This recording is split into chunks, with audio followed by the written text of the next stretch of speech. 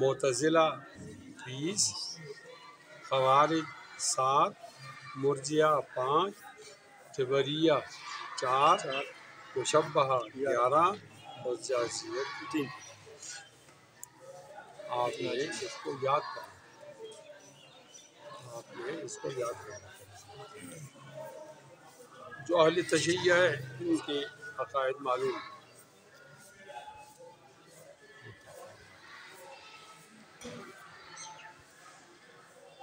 जो अहले तशय्युअ हैं उनका अक़ाइद मालूम।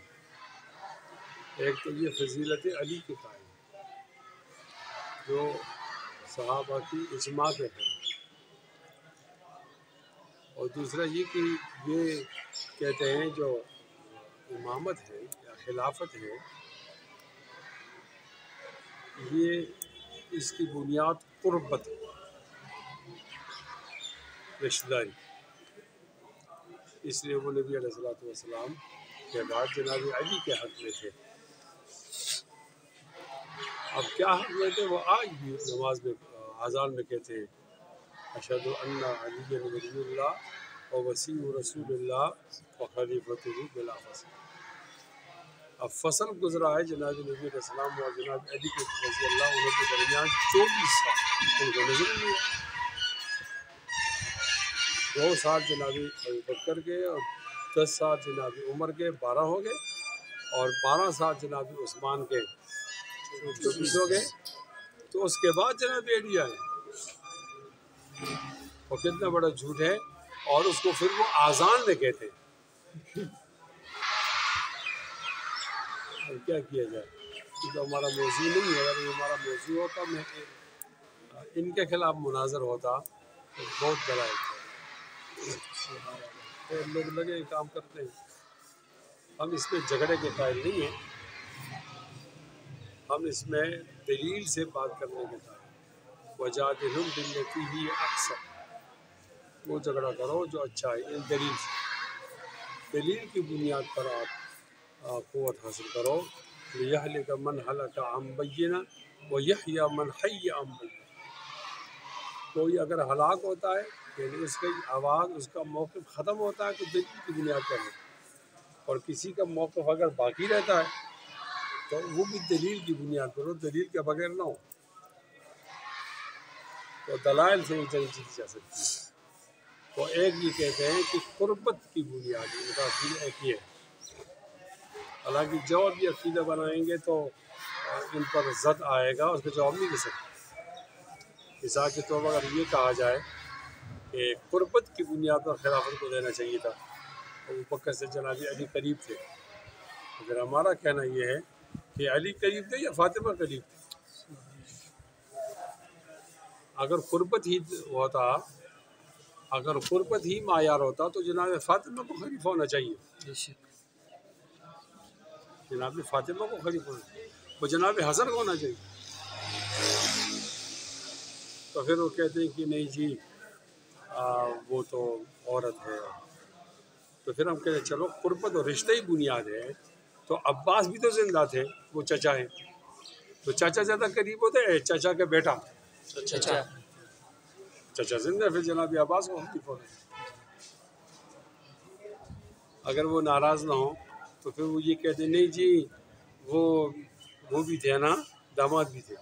हमने कहा फिर दामाद तो जनाब उस्मान है और 2 दफ़े उनको ज़ुन्नुरैन इसलिए कहते हैं, जैसे जो रुक़ैया रज़ी अल्लाह तआला अन्हा फ़ौत हो गई थी तो उम्मे कुलसूम से निकाह हुआ। अब 2 दफ़ा का दामाद जो है वो ज़्यादा करीब होता है या ये कि 1 दफ़ा का दामाद? 2 दफ़ा। तो लिहाजा उनके पास कोई ऐसी दलील नहीं। और दूसरी बड़ी गलती वो ये करते हैं कि वो मनसब इमामत को नबूवत से अफजल समझते हैं, और तीसरी बड़ी गलती वो ये करते हैं कि वो इमाम को मासूम समझते हैं। हमारे अक़ीदे के मुताबिक अंबिया के अलावा कोई मासूम नहीं, और अंबिया इसलिए मासूम है कि उनकी बाकायदा अल्लाह की तरफ से तरबियत होती है। तो ये लोग हैं जिनका हमने जिक्र किया, और इनकी 22 शाखें। एक इनकी शाख है उसका नाम है ज़ैदिया। तो सब इसमें गलत है, नेटवर्क का मसला है। एक है उसका नाम है ज़ैदिया। तो ज़ैदिया का वो जो है वो निस्बतन अहले सुन्नत के करीब है, वो निस्बतन अहले सुन्नत के करीब है और आज तक उन पर किसी ने कोई फतवा नहीं लगा। खैर तमाम अहले तशय्युअ के फतवे के हमारे लोग कायल नहीं हुए कुफर के फतवे के, और उसकी बहुत सारी वजूहत हैं जो हमारा दर्स उसका मुतहम्मिल नहीं होगा। लेकिन ये कि वो कहते हैं कि हम ये दारिफ्ता वालों का काम है, तो दारिफ्ता वाले अगर ये कहते हैं तो ठीक है। आम तौर पर कोई गली पूछे का कोई आदमी कहेगा तो उसको कोई नहीं सुनेगा, गली पूछे का कोई आदमी वो उसके कोई नहीं सुनेगा। हाँ अगर दारिफ्ता कोई बात करती है तो उस पर एतमाद किया जा सकता है।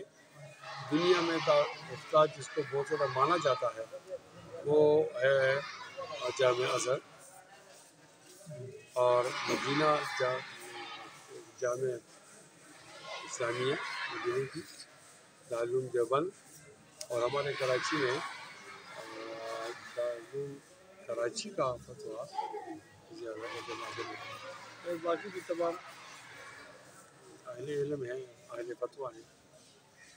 तो इनके इन अकाद के साथ हमारे साथ इख्तिलाफ है, तो हमने उसका जिक्र कर दिया। उसके बाद इसके बाद जो मुतज़िला और क़दरिया हैं तो उनकी 20 शाख हैं। इनके और हमारे अक़ीदे के दरमियान फ़र्क ये है कि वो कहते हैं कि इर्तिकाबी गुनाह कबीरा के इर्तिकाब से अब बंदा ईमान से खारिज हो जाता है। ईमान से खारिज होता है तो फिर वो क्या काफिर हो गया है? तो ये कुफर के कायल नहीं है, खवारिज कुफर के कायल। वो कहते ईमान से तो निकल गया, अभी काफिर नहीं है। इसको हमारी इस्लाम में कहते हैं मंजिलतुन बैनल मंजिलतैन, दो घरों के दरमियान एक घर ईमान का एक कुफर का है, ये दरमियान में है, एक अपने लिए अलग सी जगह बनाई, मंजिलतुन बैनुल मंजिलतैन। इनका एक अकीदा ये है। तो दूसरा ये कहते हैं कि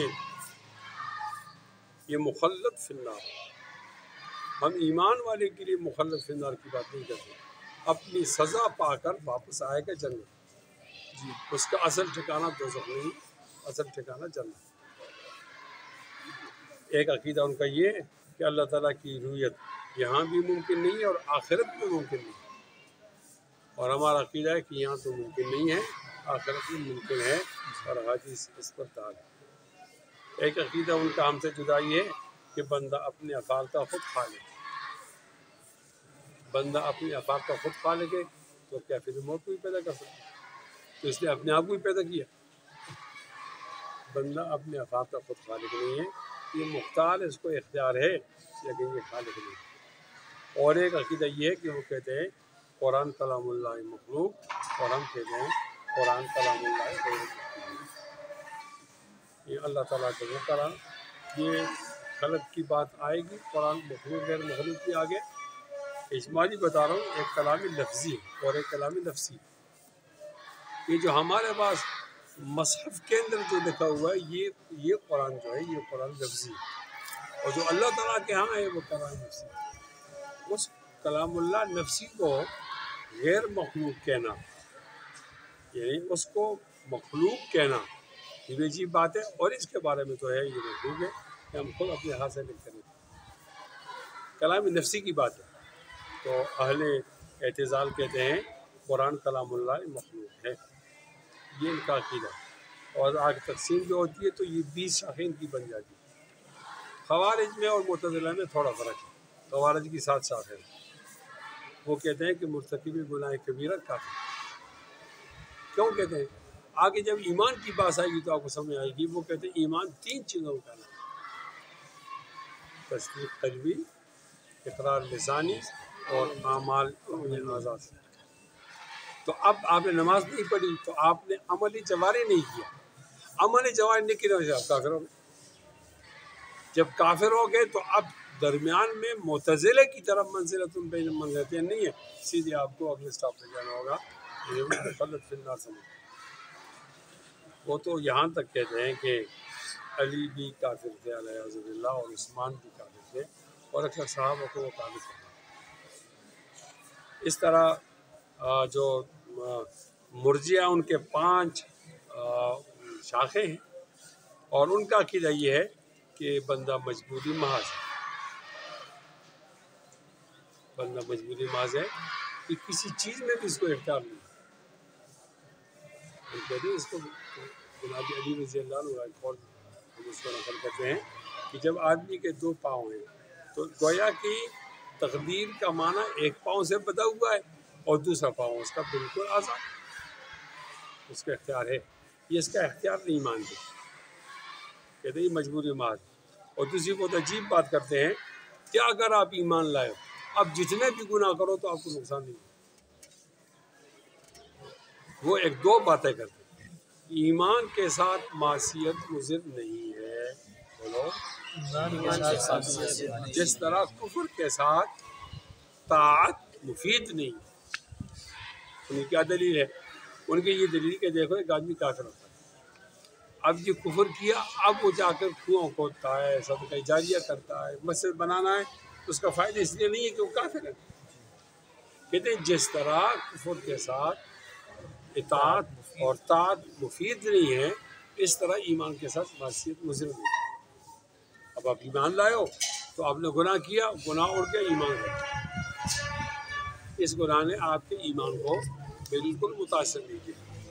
और हमारा अकीदा है कि नहीं, ईमान के साथ ताअत आपके ईमान के असरात और दर्जात को बुलंद कर देती और ईमान के साथ गुनाह वो आपके दर्जात को कम कर देती।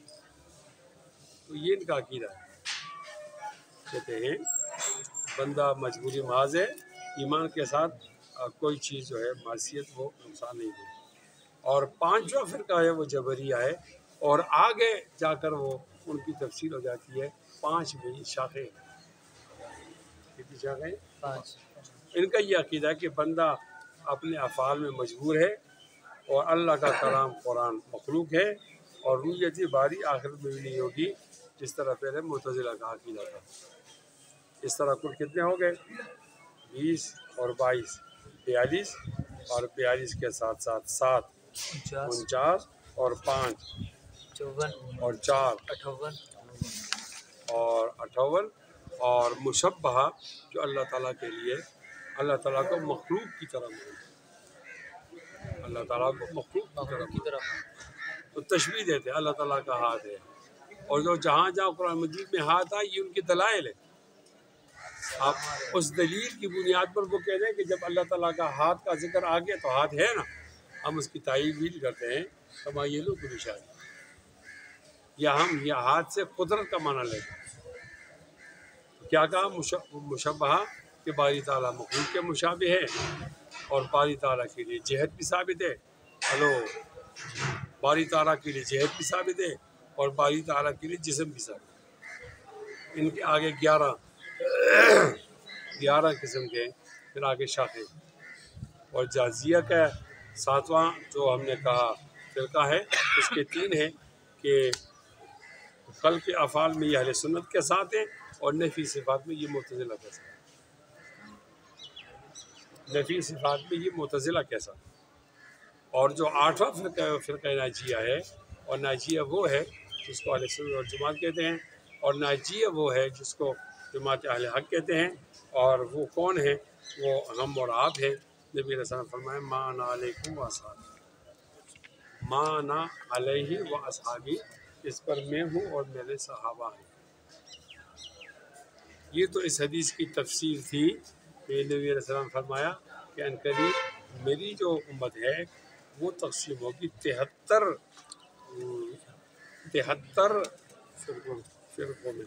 एक फ़िरका ये नाजिया है और 72 फ़िरक़े गलत गुमराह। अब चलते हैं किताबुल ईमान तक, ईमान की तरफ। और इमाम बुखारी